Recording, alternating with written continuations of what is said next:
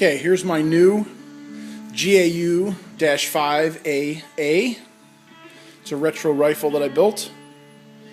It's built from parts. I'm not necessarily a rifle builder by trade, but I wanted this particular rifle, and the only way to get it is to build it or spend an exorbitant amount of money. So the rifle was built from parts. Most notably is Nodak Spud is the upper and lower receiver. They're retro rifle parts, lacking the bump or the brass deflecting bump or the forward assist, which is what I prefer. Buttstock made by Essential Arms, company that manufactures this buttstock. It's aluminum style retro buttstock. The bolt is a Colt bolt. Many of the parts are Colt parts. The grip, the mag eject, trigger guard, rear sight. The barrel is a Daniel Defense barrel, and the 4.5-inch moderator was made by a fellow off the AR15.com forum by the name of Brick AKM, I believe is his tag on the forums. And that's a really nice piece. It's a little heavy, but it's very, very authentic to what the original 4.5-inch moderators look like. This is a short-barreled rifle, 11.5-inch, with the ATF paperwork. And the reason I actually made it an SBR was because by the time you go through pinning that moderator on and cutting a barrel down and all of that nonsense, you've spent just as much money as you would just to get the ATF stamp. Rifle fires really nice. Put a couple magazines through it already, no malfunctions.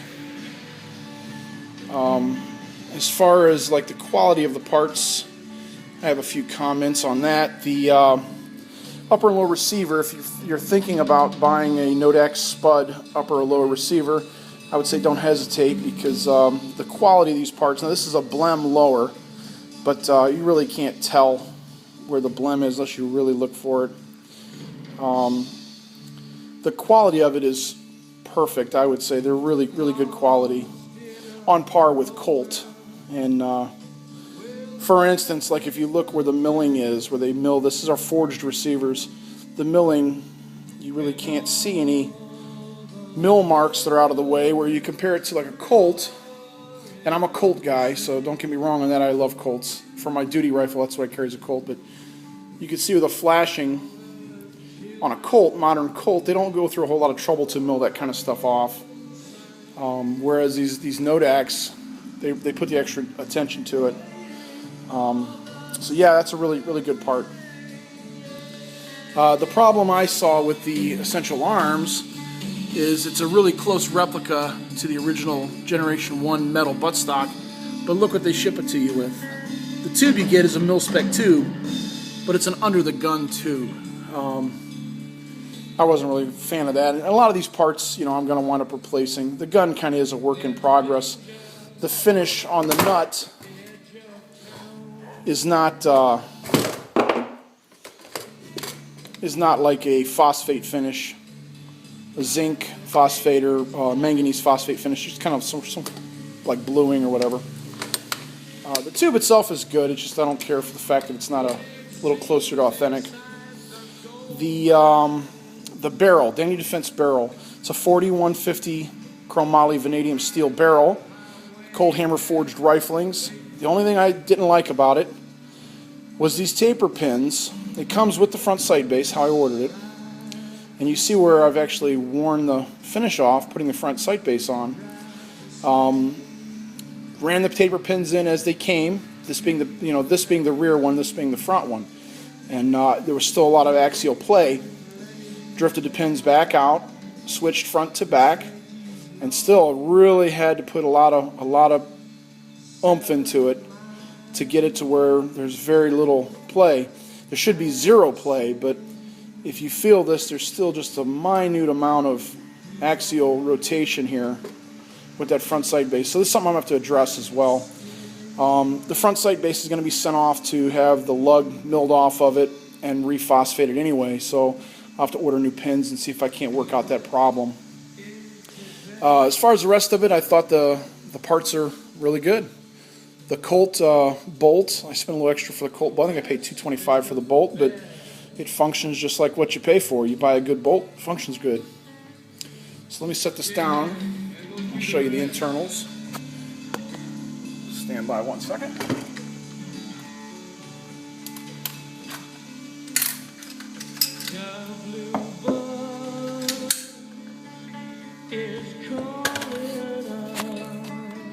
So there's me bolt. Bought it from Specialized Armament Warehouse. And I looked around on the web for different bolts and the prices and whatnot, and man, for what it costs to buy a bolt, you might as well just buy a Colt bolt, and you're insured that it's made of mil-spec material and it's been properly quality control tested, because the price in the other bolts they're right there with them. Okay, this is the internals of the Nodak Spud lower.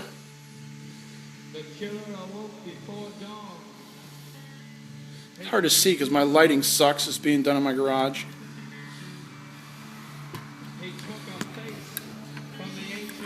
Let me see if I can't turn that over. There we go. It doesn't have the M4 feed lips milled into the receiver, but you know what? It fed fine. Like I said, I put about 60, 80 rounds through it, and with mil spec or with military mags, you see these crappy mags, but it fed fine, no problems. So yeah, that's it. That's my new baby. And the reason why, like I said, I built this because it's kind of hard to find them already made like that. And that's always been my my rifle of my dreams, is that XM177 or GAU-5 type rifle. This is a picture of my Colt. It's a great gun. Zero's good and fire's good. This is the new Super Stock. I'm not a fan of the looks, but as far as shouldering it, great stock. M4 grips, I hate these. Double shielded grips. I don't like the way they feel. They're good for keeping heat off, but for semi-auto fire, you really don't need that. Yeah, that's my Colt. This is my Arsenal AK. That's a great shooting gun. I'm not an AK guy so much, but I figured I'd better have one. If I'm going to have a little bit of everything. It shoots pretty good. And that's it. Thanks.